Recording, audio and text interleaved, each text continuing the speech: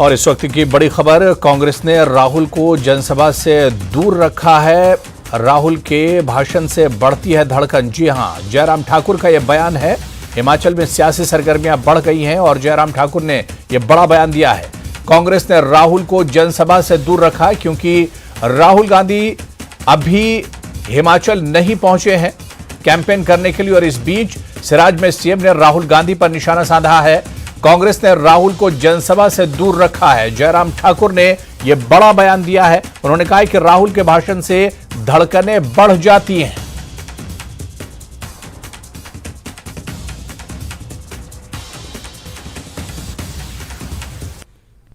कि इनके पार्टी के राष्ट्रीय नेता राहुल गांधी जी को चुनाव के दिनों में यात्रा पर इन्होंने भेज दिया कि आप यात्रा करो, मेहरबानी करो, इस तरफ मत आना। हमने कांग्रेस के नेताओं को बोला कि बहुत बुरा करते हैं अपने नेताओं के साथ। भाई बोलते हैं ऐसा, यार क्या करें, बोलते ये राहुल जी आ जाते हैं, मालूम नहीं क्या बोल के जाते हैं, बोलते मालूम नहीं पड़ता है। जब तक उनका भाषण खत्म नहीं होता बोलता हमारे तो दिल धड़कता रहता है, पता नहीं क्या बोल देना है।